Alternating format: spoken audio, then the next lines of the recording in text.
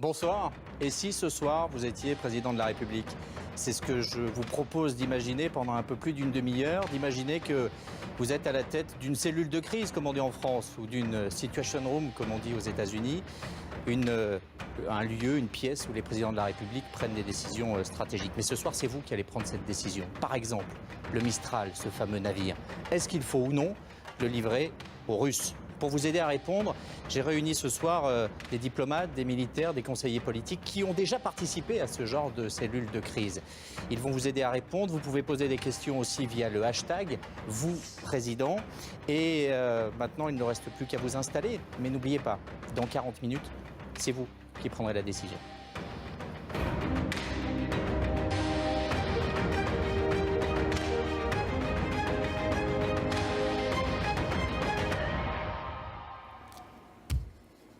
Bonsoir. Faut-il les livrer, ces navires Mistral? Poutine les réclame.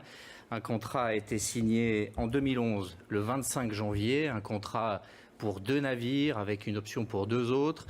Un contrat qui représente quand même beaucoup d'argent, 1,2 milliard d'euros, et puis aussi beaucoup d'emplois induits, notamment du côté de Saint-Nazaire. L'un d'entre eux a déjà été baptisé, il s'appelle le Vladivostok. Il a même été baptisé par un pop qu'on a fait venir de Moscou. Regardez, alors évidemment, les caméras n'étaient pas nombreuses ce jour-là, mais tout est déjà sur les rails. Le problème, c'est que la décision est suspendue. Pour prendre la décision ce soir, puisque vous allez la prendre, eh bien, on a réuni une cellule de crise sur iTélé. Jean-Marc de la Sablière, bonsoir. Vous êtes le Sherpa, le conseiller diplomatique, comme on dit, et vous avez été le conseiller direct de Jacques Chirac pendant plusieurs années. À ma gauche, de l'autre côté de la table, Christian Quesnot, vous avez été chef d'état-major particulier du président de la République à l'époque de François Mitterrand, et vous allez nous aider et aussi de Chirac, pardon. Vous allez nous aider à trancher ces questions militaires. À vos côtés, Jean-Luc Manot, conseiller politique ce soir, et puis Ronnie Broman qui nous rappellera aussi que la politique, c'est pas que de la réelle politique, qu'il y a des principes, des conséquences.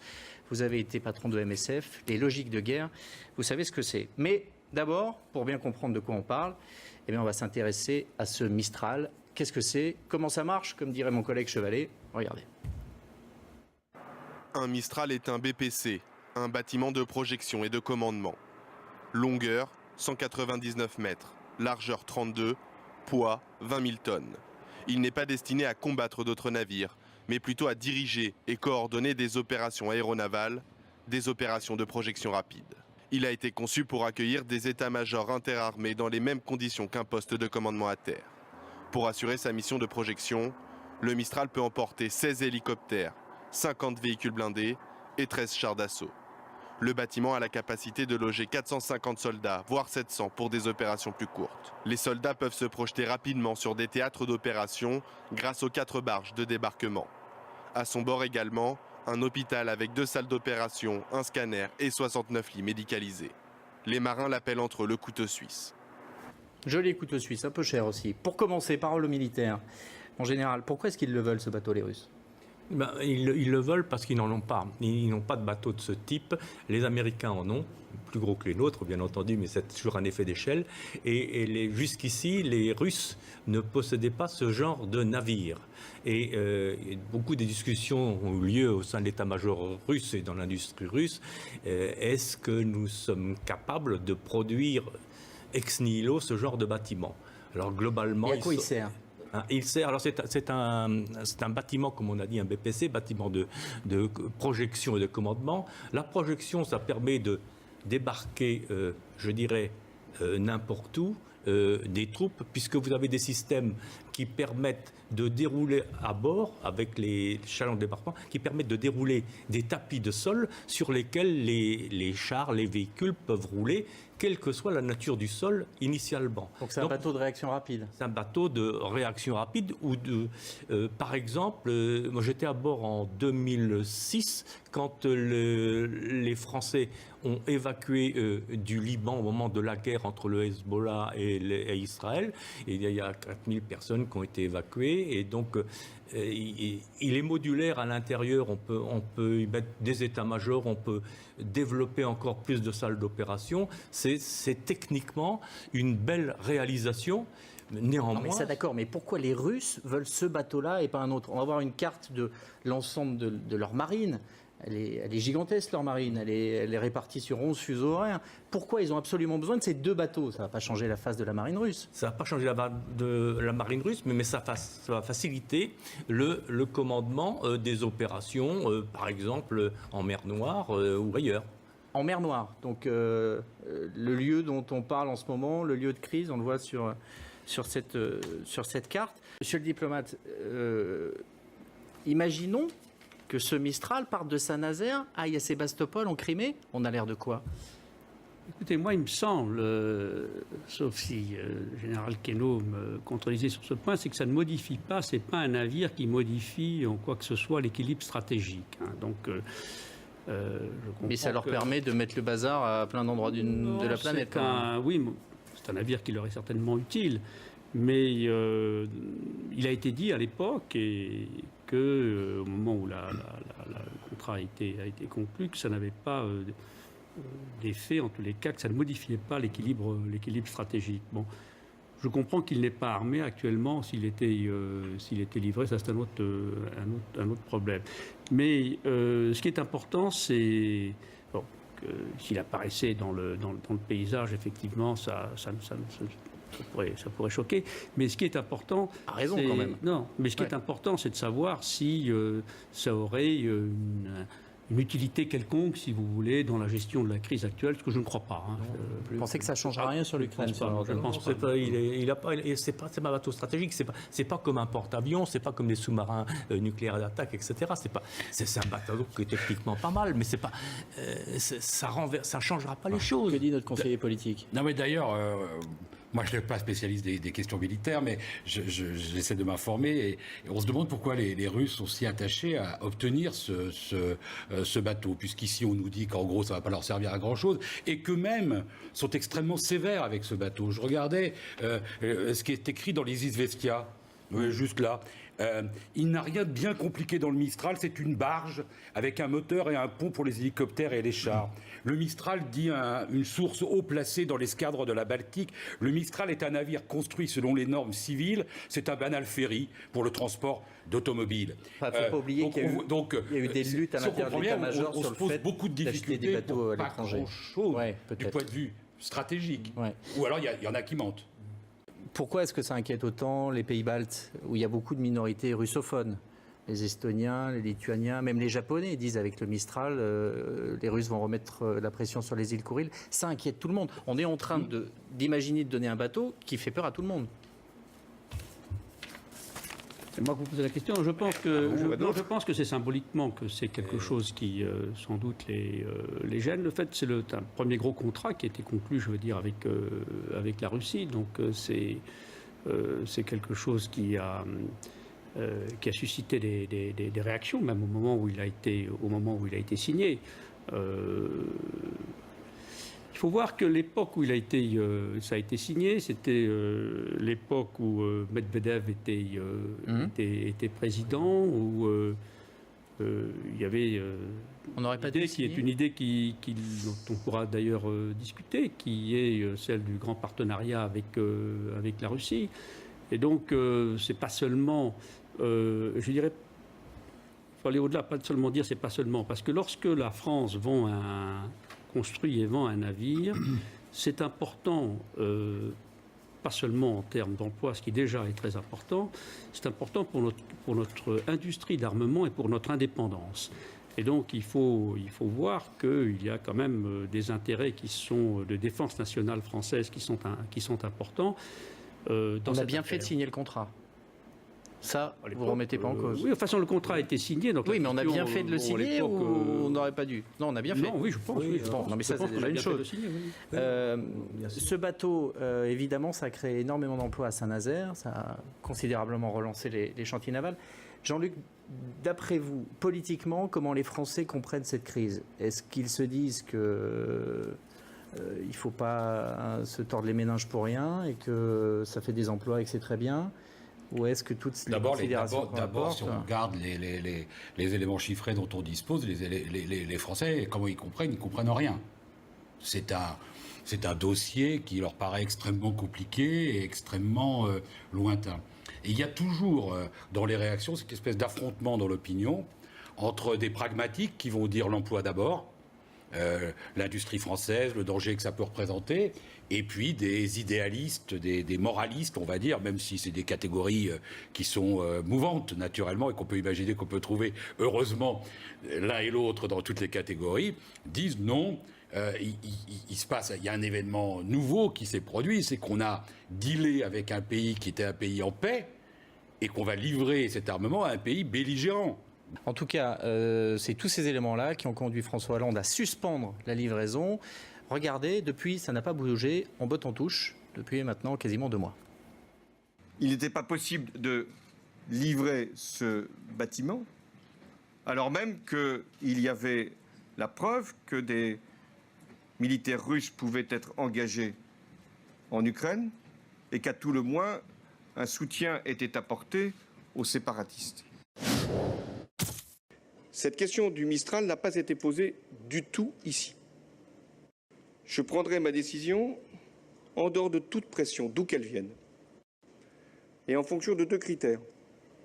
Les intérêts de la France et l'appréciation que j'ai de la situation.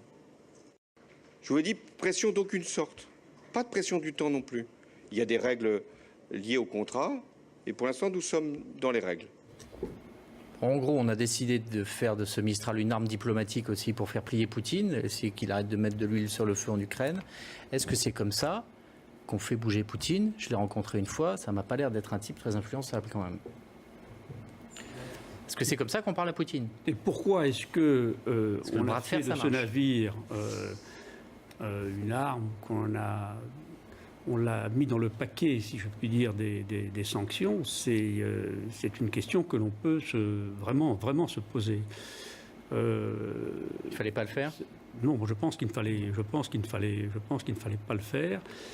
Et pas relier les deux. Non, séparer l'Union. les sanctions. Oui, absolument. Je pense qu'il y avait un contrat qui était un contrat d'armement qui avait été conclu et comme on en reparlera, comme l'a dit Laurent Fabius une fois, les contrats signés et honorés doivent être conclus et payés doivent être honorés. On vous le dirait pas, mais on s'est mis dans la panade tout seul comme des grands, c'est ça. Mais la question, si vous voulez, des sanctions, c'est qu'on peut se poser. Je pense que ça n'avait pas rapport. Des sanctions ont été adoptées, je veux dire, par l'Union européenne, par les États-Unis.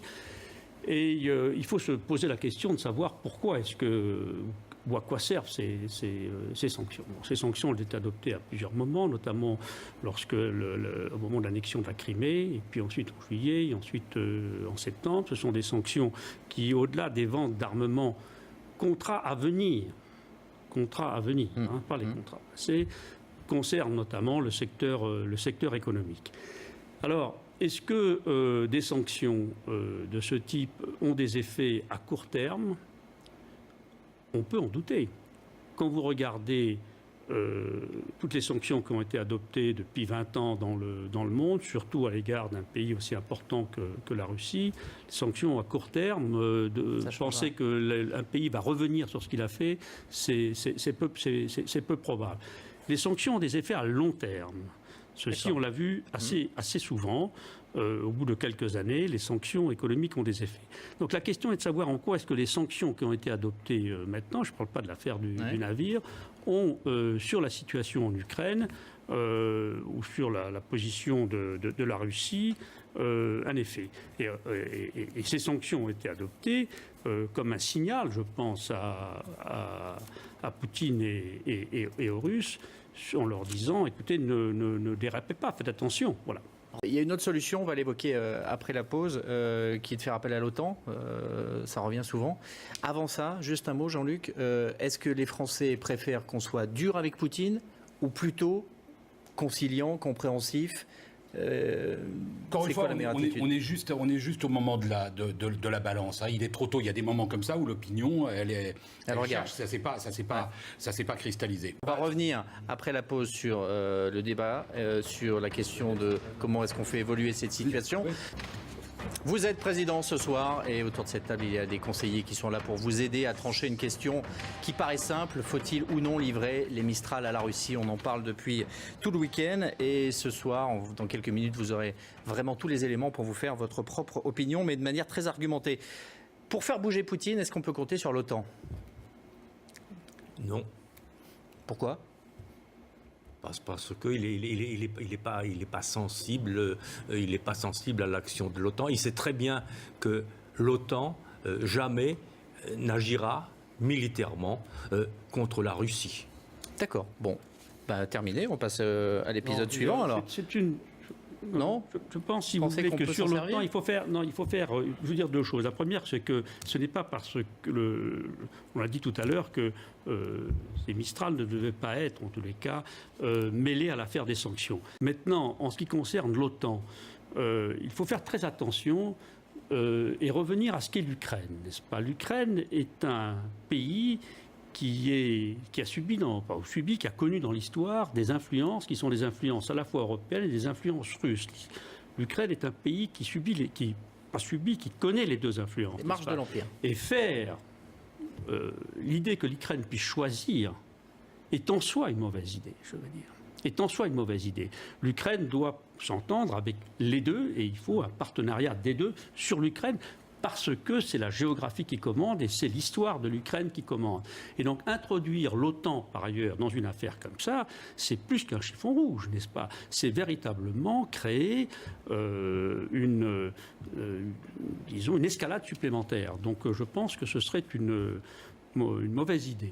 Alors l'Ukraine... Il ne faut même pas perdre de vue que la crise a commencé à prendre de l'ampleur à partir du moment où on a découvert que l'Union européenne cherchait à attirer l'Ukraine dans un accord d'association, ce qui rentrait en conflit direct avec un autre projet qui était l'Union eurasiatique et qui avait pour effet de diviser, enfin d'inciter, comme le disait monsieur de la Sablière, à diviser l'Ukraine. Donc il y a une sorte, disons, d'agression diplomatique qui a été commise par l'Union européenne en toute discrétion, agression dont on a finalement appris l'existence au moment où elle a provoqué ces réactions. Je rappelle que le président Yanukovych faisait l'objet de toutes les grâces en Europe occidentale, qu'on n'avait rien à lui reprocher, jusqu'à ce moment-là. Et il était tout à fait attiré dans le camp occidental. Donc on a, de façon très amateur, de façon très distraite, commencé à engager un bras de fer avec les Russes, en sachant, ou en tout cas les gens qui l'ont fait auraient dû le savoir, ou alors c'est qu'ils ne connaissent pas leur métier, en devant être conscients que cela entraînerait inévitablement une crise. Alors quand en plus, de façon presque, oblique, on annonce que l'Ukraine pourrait aussi adhérer à l'OTAN, alors là c'est vraiment une déclaration d'hostilité ouverte à la Russie. Vous écoutez tous quand même depuis 10 minutes, on a accumulé les erreurs et les bévues en 3 mois de manière quand même assez magistrale. Aucune vision stratégique. Situation aujourd'hui en Ukraine, c'est la guerre. Il y a 4000 morts déjà, on est aux portes de l'Europe, 4000 morts à déplorer dans ce conflit. Le pays est quasiment divisé en deux. Il y a des renforts qui arrivent. Regardez ces images, des blindés de fabrication russe. Est-ce qu'à l'intérieur, le petit soldat qui conduit est russe ? Pour l'instant, personne n'est capable de l'affirmer, puisqu'il n'y a pas de sigle, il n'y a pas de drapeau sur ces chars. Mais ils vont tous à Donetsk pour renforcer les effectifs. On est à peu près sûr, on va éviter d'en débattre parce que ce serait sans fin, il y a des observations satellites, que les Russes participent directement au conflit. Est-ce que c'est avec 4000 hommes ou 1000 hommes ? Le débat, au fond, ne change pas grand-chose, si ce n'est militairement. Mais sur le fond, Poutine nous dit qu'il n'est pas présent, alors que ce n'est pas vrai. Il est bel et bien présent. Et tout ça fait dire à la France une chose simple. Les conditions pour livrer des Mistral ne sont pas réunies, puisqu'il y a toujours la guerre. Ça a été rappelé par le Premier ministre. Les Mistral, vous connaissez la position française. Aujourd'hui, les conditions ne sont pas réunies pour leur livraison à la Russie. Comment on sort de ce bourbier ukrainien ? Vous avez dit, il ne faut pas demander aux Ukrainiens de choisir, c'est trop tard, on leur a déjà demandé. Donc il faut passer à la phase d'après. Regardez cette carte, les Russes appellent déjà toute la partie Est, dans les médias, mais même le langage officiel du Kremlin, Novorossie, à la nouvelle Russie, sur toute cette partie-là, comme si c'était déjà un état de fait.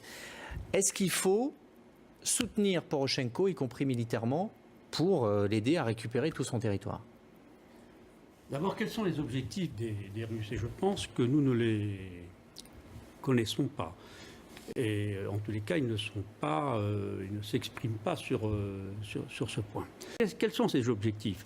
Quand vous regardez actuellement la situation, est-ce que l'objectif c'est simplement, c'est d'abord l'aéroport de Donetsk, ça veut dire d'essayer de consolider ce qu'il a, ou est-ce que ça va plus loin? Ça veut dire est-ce qu'il va chercher à rejoindre la Crimée? Ça veut dire qu'on ait une bande de terre qui arrive jusqu'en Crimée. Et Laurie, vous pouvez nous remontrer la carte où est-ce que ça sur peut les aller, différentes villes dont on parle, notamment avec la prise de la ville du port de Mariupol, ou bien est-ce que c'est encore plus grave? Est-ce que ce serait d'aller plus loin dans cette Novorussia dont on comprend qu'elle pourrait comprendre même Odessa? Est-ce qu'il faut envoyer des armes à Poroshenko, par exemple? Poroshenko, ce nouveau président ukrainien, est-ce qu'il est fiable? Il y a eu d'autres présidents avant lui, hein. Ils ne sont pas révélés toujours parfaitement solides à la longue. Est-ce qu'il faut aider Poroshenko, lui, et prendre parti? Militairement, je ne pense pas. Le démocrate, c'est lui. Oui. C'est lui qui a été élu. C'est lui qui veut l'Europe. Je dis que l'Europe a fait tellement d'erreurs, y compris géostratégiques, vis-à-vis du problème ukrainien, c'est pas la peine d'en rajouter une couche. Ronnie Broman, de manière éthiquement, est-ce qu'il ne faudrait pas prendre parti pour les démocrates face aux dictateurs? Poroshenko vient de déclarer qu'il ne payait plus aucun salaire, qu'il interrompait toutes les relations financières avec la zone sous contrôle rebelle. Moi, je ne crois pas que Poroshenko soit le parangon de la démocratie que l'on présente là.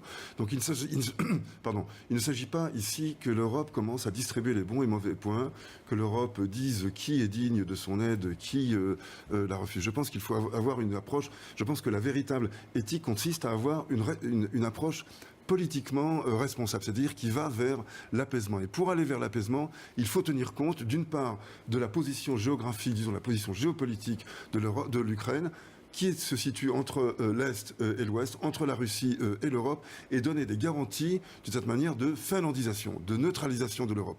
Donc, entrer aux côtés de Poroshenko, c'est au contraire entrer dans une sorte d'engrenage d'alliance. En fait, on commémore le 100e anniversaire là. Okay, on sait ce que sont les engrenages d'alliance. Bien compris. On va rentrer dans la dernière partie de cette émission. Vous allez décider s'il faut ou non livrer ces Mistral, puisque c'est vous ce soir qui êtes président. Il y a deux possibilités. On livre ou on livre pas. Si on livre, qu'est-ce qui se passe? Monsieur de la Sablière, diplomatie. Si on livre, qu'est-ce qui se passe? Je veux dire pourquoi. Je pense qu'il faut les livrer parce que c'est, conforme à nos intérêts. Et il faut savoir que dans le domaine de l'armement, l'arrêt de contrat, la suspension ou la non-livraison, je veux dire, des armes, c'est quelque chose qui peut affecter beaucoup d'autres contrats ou dans tous les cas de futurs contrats. Puis il y a des pénalités quand même. Ça, c'est quelque chose d'abord d'important pour notre propre industrie d'armement. L'engagement est. C'est la parole de la France. La parole de la France. D'accord. Deuxièmement, il y a des conséquences qui sont des conséquences financières, comme on l'a dit. Ensuite, il y a le 2 droit. milliards, c'est ça? C'est 1,2 milliard. Plus les pénalités. Plus les pénalités. Et on a 2 bateaux sur les bras. Deuxièmement, il y a après. Exactement. Deuxièmement, il y a un contrat donc, qui a été signé, donc le droit est de notre côté. Troisièmement, on comprend mal, si vous voulez, on comprend mal l'utilisation sur le plan diplomatique de cette affaire parce que les chances que ça se passe mal en Ukraine, ça veut dire qu'on n'aille pas vers un apaisement, sont au moins aussi importantes, sinon plus que celles qui vont vers l'apaisement. Et donc on se met dans une situation a priori qui est de pouvoir gagner un pari qui est peut-être très difficilement à gagner. Donc je pense qu'il faut livrer parce que demain va être pire, d'accord? Non, il faut livrer parce que le droit et nos intérêts sont dans ce sens. D'accord. Oui, militairement parlant, moi je trouve qu'il faut le livrer parce que notre industrie en général périclite. La seule qui ne périclite pas pour l'instant, c'est l'industrie d'armement où nous sommes quand même à très bon niveau. Je ne vois pas pourquoi on se tirerait une balle dans le pied alors que simultanément nos amis britanniques et allemands continuent à livrer les engagements d'armement qu'ils ont pris avec la Russie. Les autres le font. Ronnie Broman. Moi je pense qu'il faut livrer aussi parce que la politique extérieure de la France ne peut pas être arrimé simplement à un carteron d'eurocrates qui ont décidé un beau jour qu'il fallait que l'Ukraine entre, par exemple, dans un accord d'association. Ils ont montré leur incompétence et je pense qu'aujourd'hui, on a aussi besoin de renouer avec une position de la France dont les relations historiques avec la Russie sont bien connues, sont profondes, sont solides et qui peut jouer un rôle d'apaisement réellement positif pour tout le monde. Ce que nous voulons, c'est éviter la guerre, obtenir un règlement démocratique en Ukraine. C'est cela qui doit être l'obsession des responsables européens. Il me semble que la France est bien placée pour prendre cela, à condition de se débarrasser de cette espèce de fardeau qui a été la décision de suspendre ces livraisons. Mais j'irai même plus loin. Je pense que d'une manière générale, les sanctions économiques ne font que cabrer un régime qui a déjà... Donc il faut parler, il ne faut pas sanctionner en gros, c'est ça? Il faut parler, il ne faut pas sanctionner. D'ailleurs, il y a d'autres circonstances dans lesquelles on voit des armées envahir un pays, attaquer sa population et qui ne sont pas sanctionnées pour autant. Donc quel serait ce double régime ou ce triple régime?